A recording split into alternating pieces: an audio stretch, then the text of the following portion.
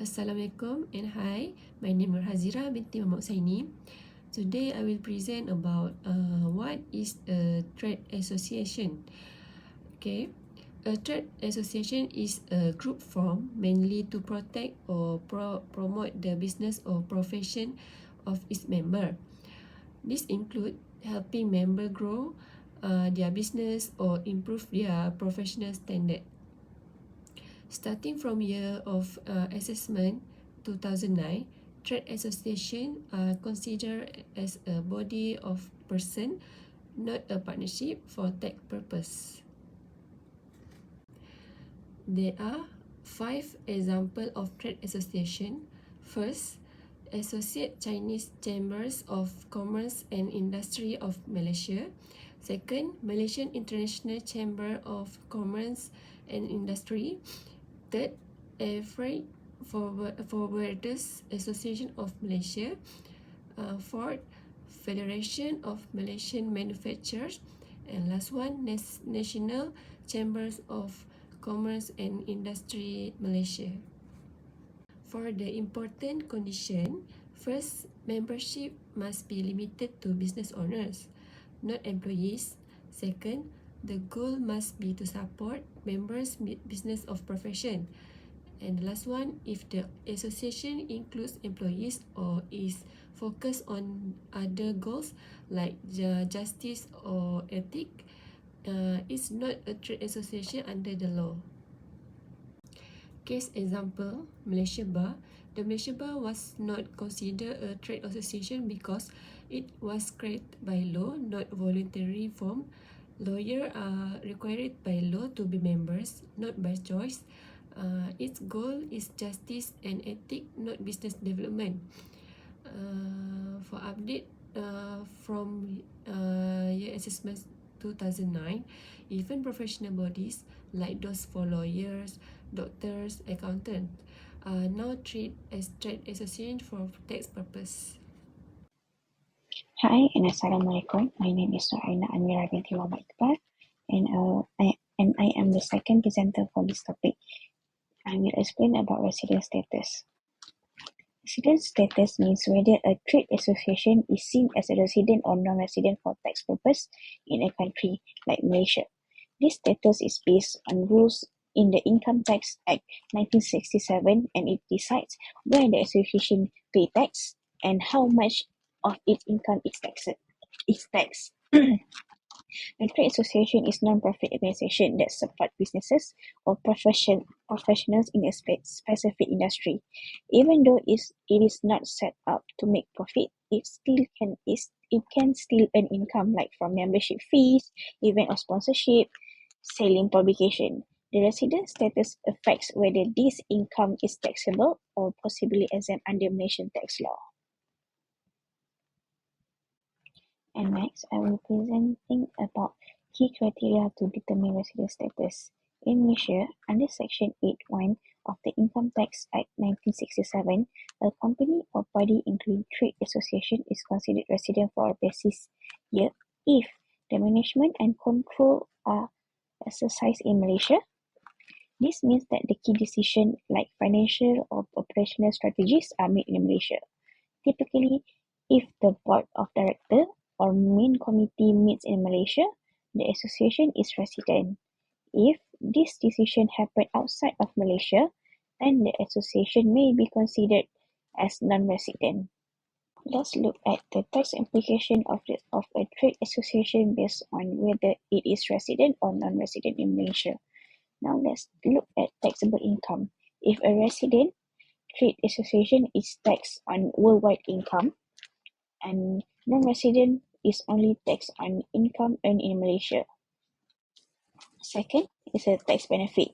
Residents may get tax exemption like under Section 53(3) if they act on behalf of their members, and the non-residents usually don't get exemptions. Number 3 is tax rate. Residents might enjoy lower or even exempt tax rates depending on how they are structured, and the non-residents are taxed at flat rates on Malaysian income. Usually this one will follow the assessment by year. Number 4 is tax treaties. Residents can benefit from double tax relief and tax treaties. Non-residents usually don't qualify for this benefit. Hi, Assalamualaikum. My name is Nur Fitria Azira binti Kamaluddin. I'm as third presenter for this group. Now, I will explain to you about the accessibility of gross income. As you can see in the slide, accessibility means whether the income received must be included in the calculations of taxable income. Under ITA 1967, gross income includes all incomes earned before deductions and exemptions, and accessible income is what the tax authority consider as taxable. What we can focus in this subtopic is for trade association, income can come from both, which is business and non-business activities. And the purpose and source of the income determine whether it's accessible and exempt. Hmm. Hmm. What is business income, non-business income? And how about the special donation and subscription? Let me explain to you. Tax treatment for entrance fees and subscription consider gross income, even if the association is not for profit. Why? Because it constitutes a regular source of revenue used to fund operational expenses. Trending with non-members. Non-members' income is considered part of separate business sources and taxable like normal business profit. Plant and machinery. Association using plant machinery for generating income may claim as capital allowance. This reduces taxable income through depreciation like deduction, but the income generated is still accessible. Second is what is non-business. This includes passive income, typical not from trade but still taxable.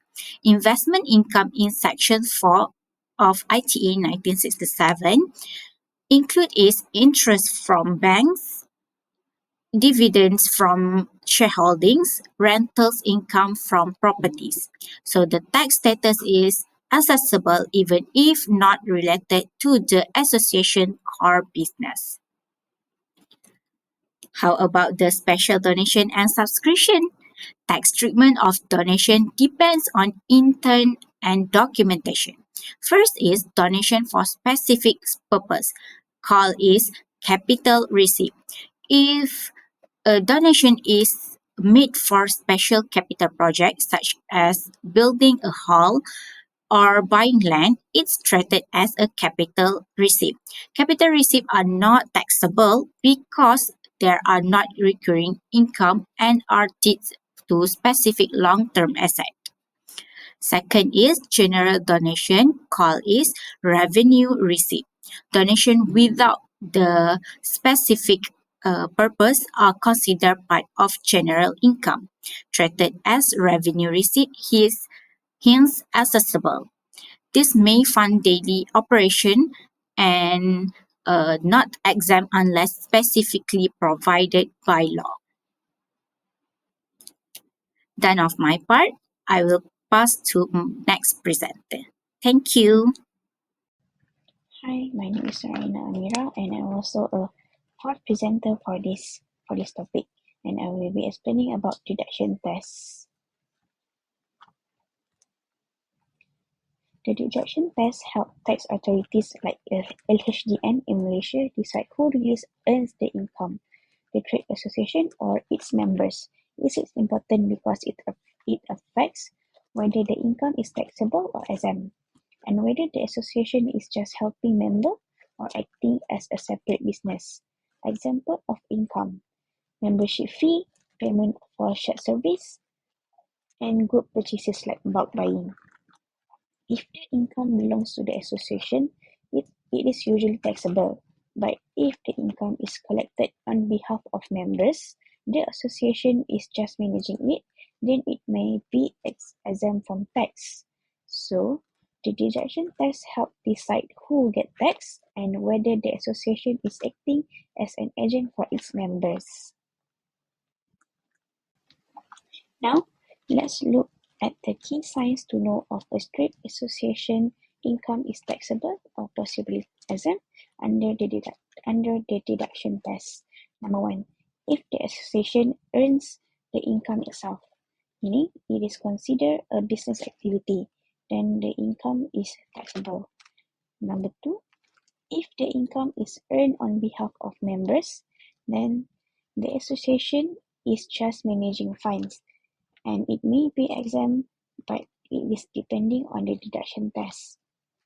Number three, if members can claim tax deduction on their own, meaning the association is acting as an agent, then the income is possibly exempt.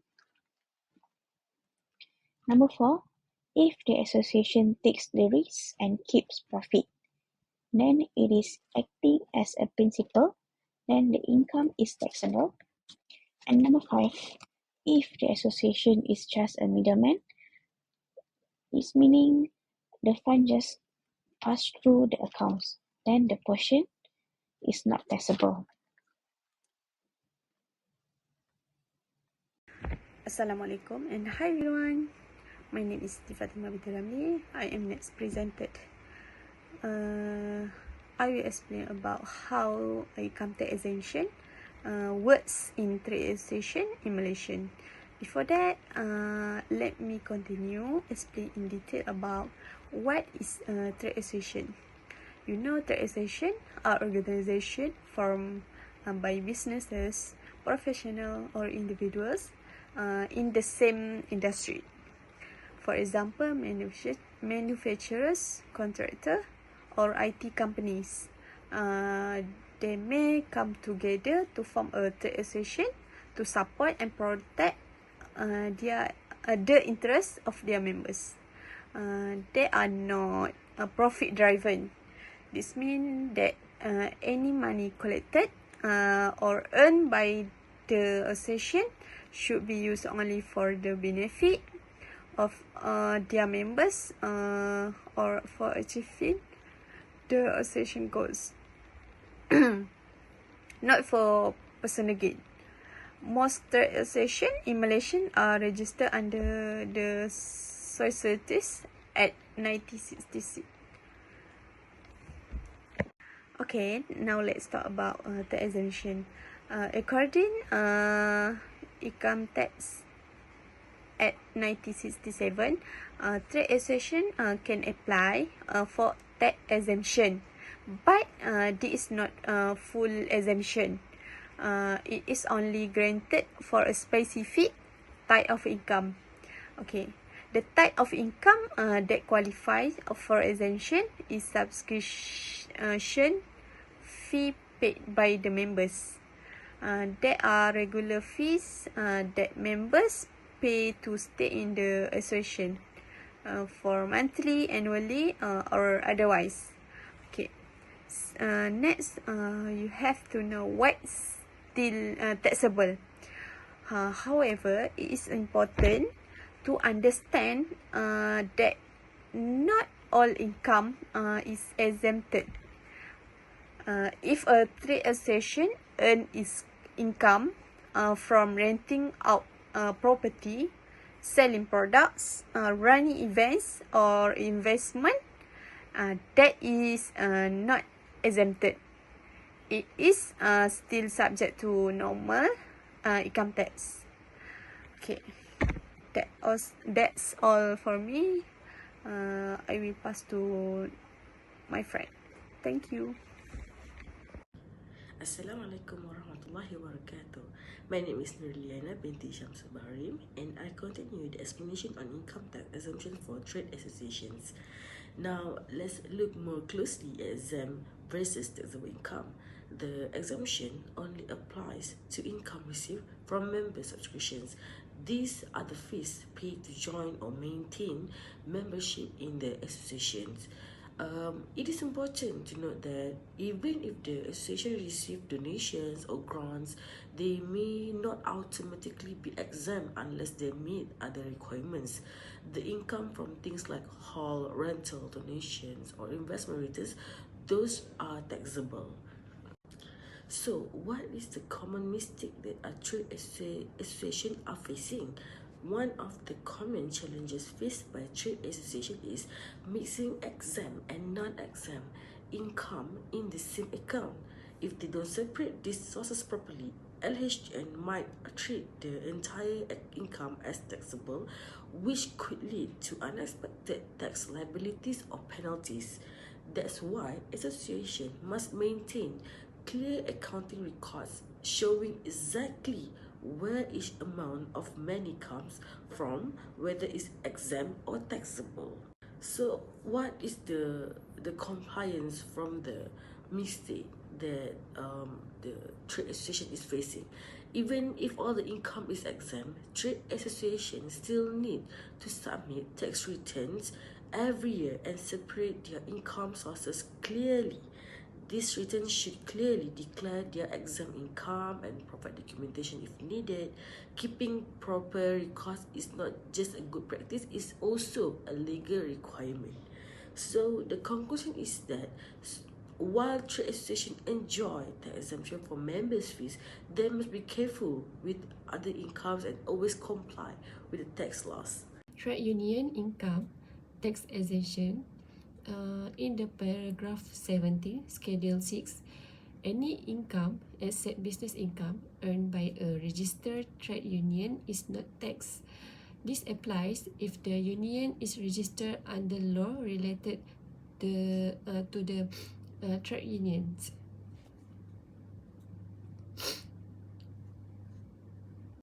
For the last one, for tax administration, trade association may be registered under Society Act 1966 or a company limited by guarantee under Company Act 2016.